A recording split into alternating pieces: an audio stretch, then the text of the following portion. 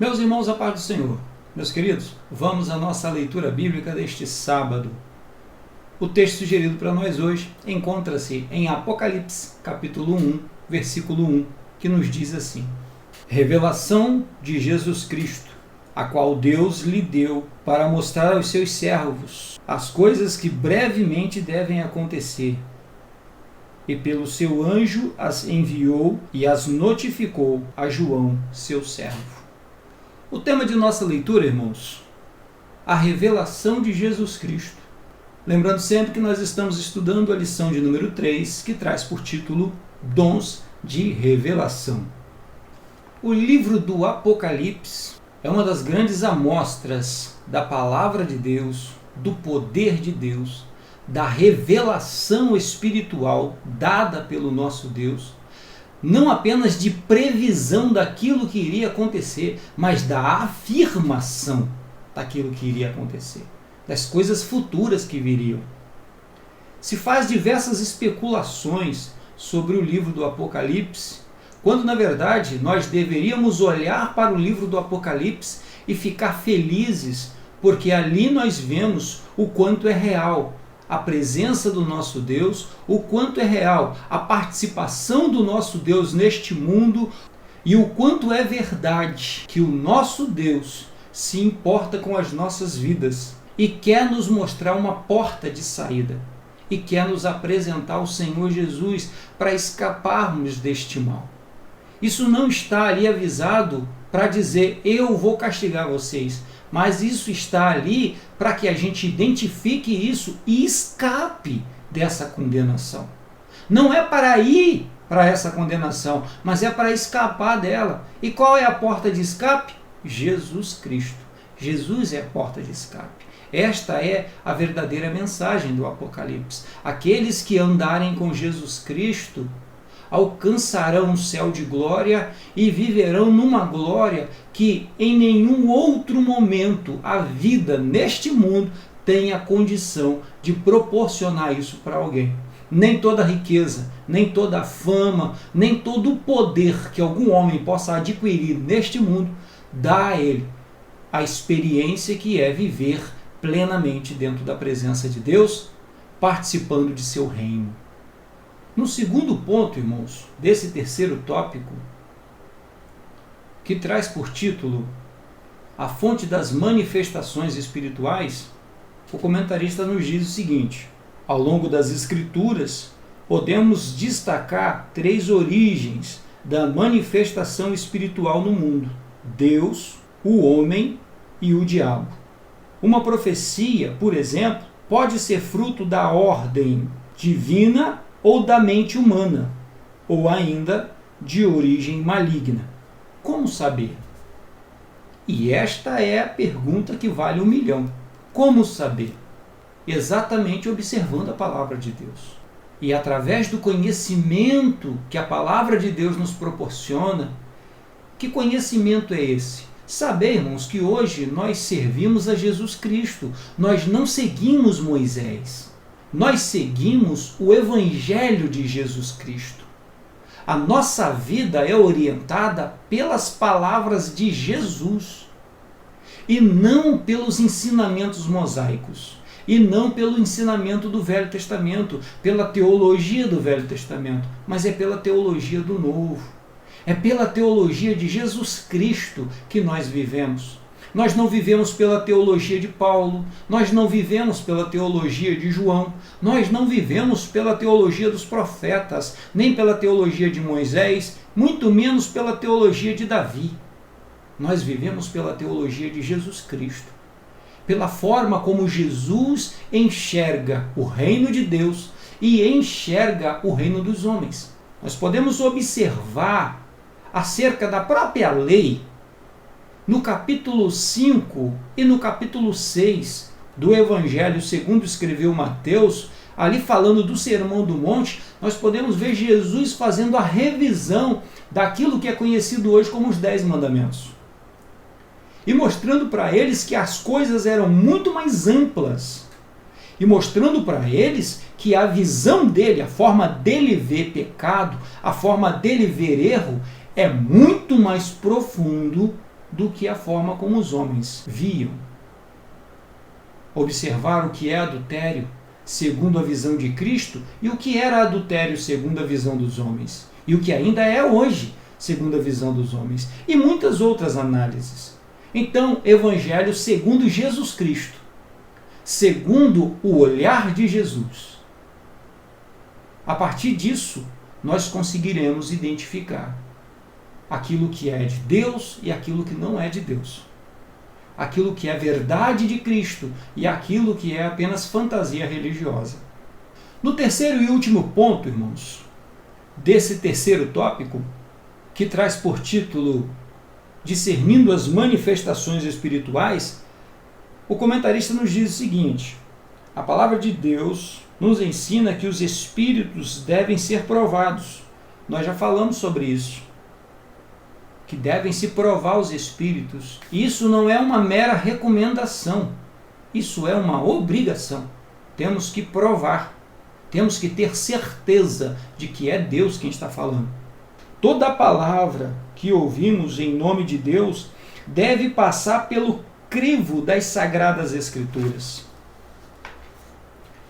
Pois o Senhor Jesus nos advertiu sobre os falsos profetas. Ele ensinou-nos que os falsos profetas são conhecidos pelos frutos que produzem, isto é, pelo caráter. Isso encontra-se em Mateus capítulo 7, versículo 15 a 20.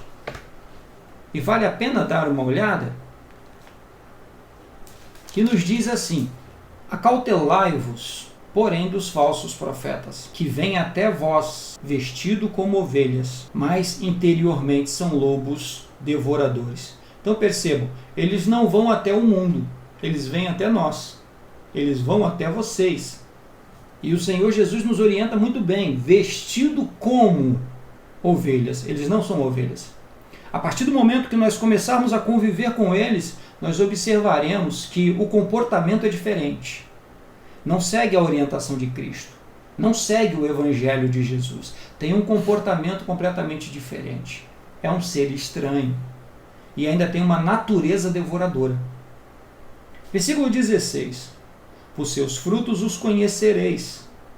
Porventura, colhem-se uvas dos espinheiros ou figos dos abrolhos? Assim, toda árvore boa produz bons frutos, e toda árvore má produz frutos maus. Não pode a árvore boa dar maus frutos, nem a árvore má dar frutos bons. Toda árvore que não dá bom fruto, corta-se e lança-se no fogo. Portanto, pelos seus frutos os conhecereis. A orientação que o Senhor Jesus nos dá, ela é simples, que é: observe eles. Observe o comportamento dessas pessoas, estejam sempre observando o comportamento dessas pessoas que dizem servir a Jesus. Isso é o que o próprio Senhor Jesus está falando. Percebam que logo depois ele vai dizer o seguinte: muitos me dirão, Senhor, eu te servi. Ou seja, ele está dizendo que pessoas que dizem servir a ele, algumas podem ser lobos devoradores e não ovelhas. Isso é muito sério, irmãos. São pessoas mentirosas que estão transvestidas de ministros de Cristo para enganar e para levar o povo ao engano. Não é apenas para roubar dinheiro. Quem dera se fosse apenas para isso. Se visassem apenas o lucro e adquirir bens. Mas o principal objetivo, que aí é o objetivo do espírito que está por trás deles, o falso profeta lucra e ganha muito e prospera nesse caminho, onde ele lucra financeiramente, adquire bens, mas o espírito que está por trás dele, o fruto que ele deseja é que o povo se desvie, é que o povo siga por outro caminho, é que o povo acredite num evangelho que é fantasioso, que não é o evangelho de Jesus. Ainda, irmãos, enfrentamos a mesma batalha que o Senhor Jesus enfrentou no deserto. A tentação, ainda enfrentamos alguém a todo tempo querendo usar a Bíblia Sagrada para mentir para nós e nos conduzir por um caminho que não é o caminho da verdade, que não é o caminho do nosso Senhor Jesus Cristo. E para encerrar, Jesus conhece o segredo do coração humano, mas nós não.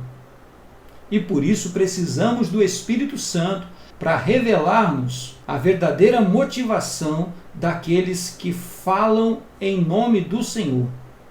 O apóstolo João nos advertiu acerca do espírito do anticristo, que já opera neste mundo. O que de verdade motiva essas pessoas, irmãos? O que de verdade motiva o falso profeta? Nós vamos ter a fama, que é ser aclamado, essa necessidade de ter o nome soprado pelo mundo, para que todos saibam que ele existe e que ele vai receber as honrarias e a primazia por onde ele passar. Então a fama, o reconhecimento, os aplausos dos homens, sempre terá alguém batendo no ombro, sempre terá alguém honrando essa pessoa e falando: aí está um homem de Deus, aí está um servo de Deus, aí está uma mulher de Deus, aí está alguém que glorifica o nome do Senhor, sempre atrás desses aplausos dos homens, e sempre estarão atrás de dinheiro, atrás de lucro, atrás de adquirir bens. Meus irmãos, faz algum sentido em um país pobre igual ao nosso? Porque o que faz um país ser rico não é o patrimônio que este país tem, mas são as pessoas que estão nele. Então, um país de pobres, faz sentido nós termos ministros ricos? Ricos por causa do Evangelho? Faz sentido nós termos cantores ricos, ricos por causa do Evangelho, ricos financeiramente? Em um país de miseráveis, em um país que a todo dia morrem milhares de pessoas. Nesse período agora, irmãos, quantos respiradores esses milionários doaram para a rede de saúde? Em meio a tanta morte, quantos estão de verdade socorrendo os oprimidos?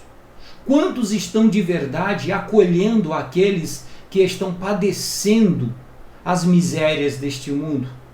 Nesse tempo de terror, nesse tempo de horror, quantos estão preocupados com as almas? Porém, quando nós olhamos o desespero que eles têm nesse momento em querer manter as suas igrejas abertas, é simplesmente preocupados com o caixa de sua tesouraria e não preocupado com as almas. Porque ser servo de Deus, ser ministro de Cristo, é também estar preocupado com a necessidade do povo, é também estar preocupado com as condições físicas, com a saúde do povo. Observe o comportamento dos apóstolos no dia da multiplicação dos pães. Eles não estavam errados em observar que aquelas pessoas deveriam voltar para casa com segurança.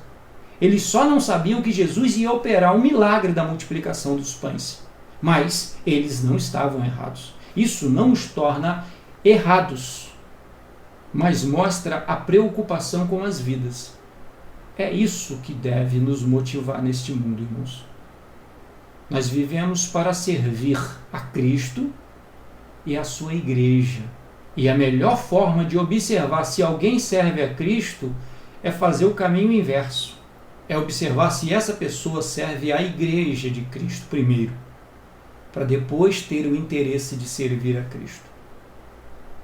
Que o Senhor Jesus nos guarde, meus irmãos.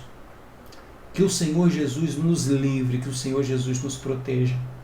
Que o Senhor Jesus nos dê a capacidade de reconhecer o verdadeiro Evangelho, a verdadeira palavra de Deus, a verdadeira mensagem que vem do coração de Deus, para que assim possamos prosperar no caminho da verdade, onde o nome de Jesus é glorificado. Amém? Deus vos abençoe. Fiquem todos em paz.